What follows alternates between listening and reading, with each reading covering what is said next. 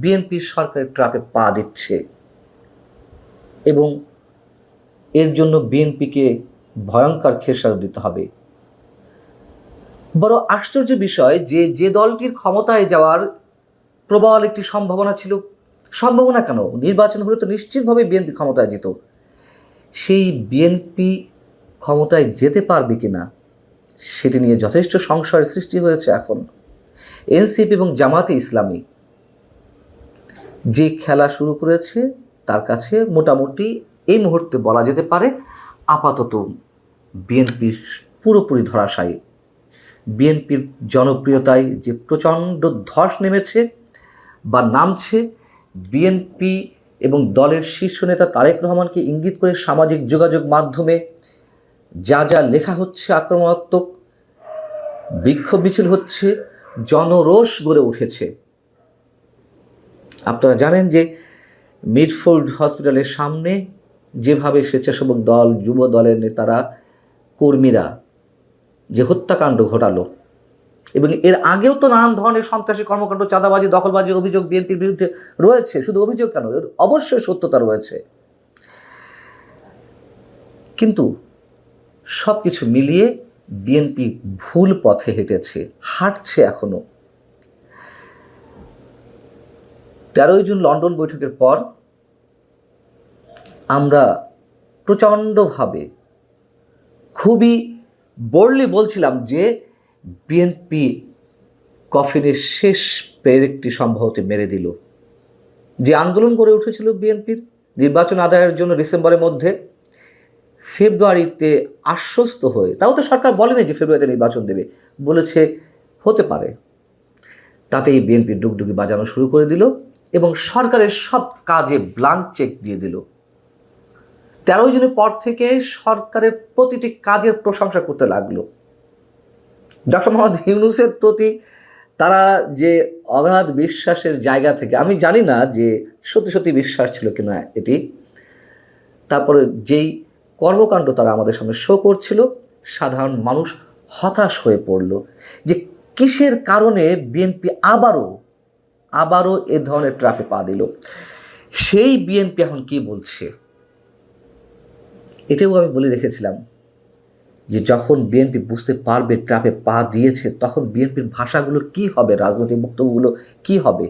কি বলছেন দলের চেয়ারপারসন, সিনিয়র চেয়ারপারসন বা ভারপ্রাপ্ত চেয়ারম্যান তারেক রহমান? তিনি অন্তর্বর্তী সরকারের উদ্দেশ্যে বলছেন, সরকারকে আমরা বারবার বলেছি অন্যায়কারী যেই হোক আমরা প্রশ্রয় দেব না। সরকারের দায়িত্ব হচ্ছে জনগণের জানমালের নিরাপত্তা দেওয়া। সরকারের কাছে আমাদের প্রশ্ন, কেন তাদেরকে গ্রেপ্তার করা হচ্ছে না, অর্থাৎ যারা খুনি, চাঁদাবাজ, তাদের গ্রেপ্তার করা হচ্ছে না। গ্রেপ্তার যে করা হবে না সে কথাও তো আমরা, আমাদের মতো সাধারণ মানুষরা বিএনপিকে নোটিশ করেছে, চোখে আঙুল দিয়ে দেখিয়েছে যে সরকার অপরাধীদের গ্রেপ্তার করবে না, অন্তত বিএনপির যেই অপরাধী নেতা কর্মীরা, চাঁদাবাজ, দখলবাজ, তাদের গ্রেপ্তার করবে না। সরকার চায়, এবং সরকারকে যারা পেছন থেকে পরিচালনা করছে, জামাতে ইসলামী এবং এনসিপি, তারা সবাই মিলে চায় বিএনপির জনপ্রিয়তায় ধস নামুক। সেটি দেখা যাচ্ছে। তারেক রহমান বলছেন যে আমরা আশ্চর্যের সঙ্গে লক্ষ্য করছি, যাকে আমরা স্ক্রিনে দেখেছি যে হত্যা করেছে তাকে কেন সরকার এখনো পর্যন্ত গ্রেপ্তার করেনি। এই প্রশ্ন করার কোনো সুযোগ নেই। এই কথাগুলো আমরা অনেক আগে থেকে বলে আসছি। তারেক রহমান বলছেন, তবে আমরা ধরে নেব যারা বিভিন্নভাবে মব সৃষ্টি করে একটি পরিস্থিতি তৈরি করতে চাচ্ছে, সেখানে সরকারের কোনো প্রচ্ছন্ন প্রশ্রয়, প্রশাসনের কোনো প্রশ্রয় আছে? প্রশ্রয় তো অবশ্যই আছে। মবকে তো তারা মব বলছে না, প্রেশার গ্রুপ বলছে।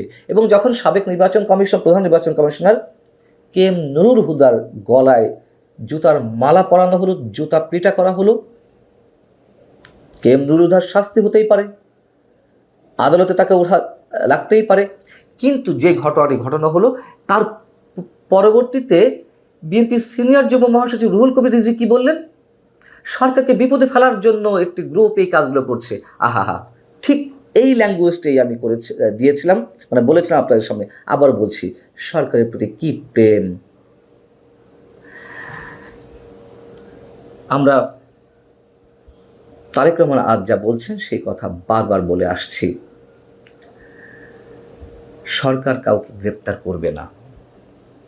স্থায়ী কমিটির সদস্য বিএনপির সালাউদ্দিন আহমেদ কি বলছেন? দল থেকে সর্বোচ্চ ব্যবস্থা নেওয়া সত্ত্বেও এ ধরনের প্রচারণাকে, অর্থাৎ বিএনপির বিরুদ্ধে এখন মানুষজন যা বলছে বা এনসিপি জামাত ইসলামী যেসব প্রচারণা চালাচ্ছে সেই পরিপ্রেক্ষিতে বলছেন যে এগুলো পরিকল্পিত ও নোংরা রাজনৈতিক চর্চা।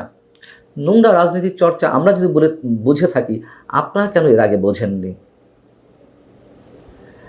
এবং এটা সত্য কথা যে তারেক রহমানের নির্দেশে দল থেকে প্রায় 9, 10, 11, 12 হাজার নেতাকর্মীকে বহিষ্কার করা হয়েছে। এই বহিষ্কার আদেশগুলো যে কোনো কাজে দেবে না সেটিও জানা কথা। তার কারণ সেই দৃষ্টান্ত বিএনপি স্থাপন করেছে। বহিষ্কার করা হয়েছে, অন্য দিক থেকে আবার দলে ফিরিয়ে নেওয়া হয়েছে, বহিষ্কার আদেশ স্থগিত করা হয়েছে। এবং যারা এই অপরাধগুলো করছে, চাঁদাবাজি থেকে শুরু করে খুন খারাপি, সন্ত্রাস, দখলবাজি, তারা খুব ভালো করেই জানে যে আজকে দল থেকে বহিষ্কার করা হবে, কাল আবার দল তাদেরকে ফিরিয়ে নেবে। এবং বিএনপি এই ধারণা দলের নেতাকর্মীদের মধ্যে সৃষ্টি করতে পেরেছে যে বিএনপি ক্ষমতায় চলে গেছে অথবা ক্ষমতার একটি অংশ, অতএব ক্ষমতা থাকলেই তো অপরাধগুলো খুব সহজেই করা যায়। এদিকে এনসিপির আহ্বায়ক নাহিদ ইসলাম মোটামুটি একটা হয়তো গোপন তথ্য ফাঁস করে দিয়েছে অথবা তারা নাটক করেছে, যেটাই হোক। নাহিদ ইসলাম কী অভিযোগ করলেন শনিবার?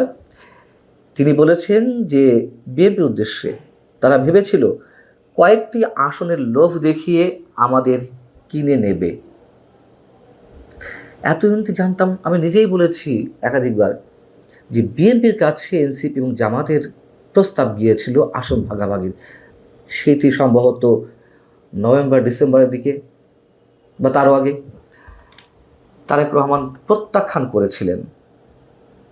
কিন্তু এই মুহূর্তে এসে নাহিদ ইসলামী কথাই বললেন কেন যে বিএনপি এনসিপিকে তারা প্রস্তাব দিয়েছিল আসন দেওয়ার। এটিও বিএনপি সৃষ্টি করেছে। দলের স্থায়ী কমিটির সদস্য সালাউদ্দিন আহমেদ তিনি ইউএনবিকে শুক্রবার একটি সাক্ষাৎকারে বললেন, জামাতের সঙ্গে কোনো নির্বাচনী জোট নয়, নির্বাচনী তফসিল ঘোষণা আগ পর্যন্ত আর সবার সাথে আলোচনার সুযোগ রয়েছে। অর্থাৎ এনসিপিকেও তারা যে আসন দিতে রাজি সেটি তারা খুলাসা করে দিয়েছে মোটামুটি অনেকখানি। এখন তো সুযোগ বুঝে এনসিপি এই ক্রেডিটটা নেবেই যে তাদেরকে আসন দেওয়ার লোভ দেখিয়েছিল, লোভ দেখিয়ে কিনে নিতে চেয়েছিল। এবং মানুষ নিশ্চয়ই সেটি এখন বিশ্বাস করছে।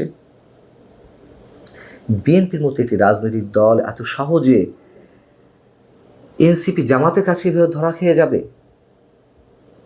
ধরা পড়ারই কথা।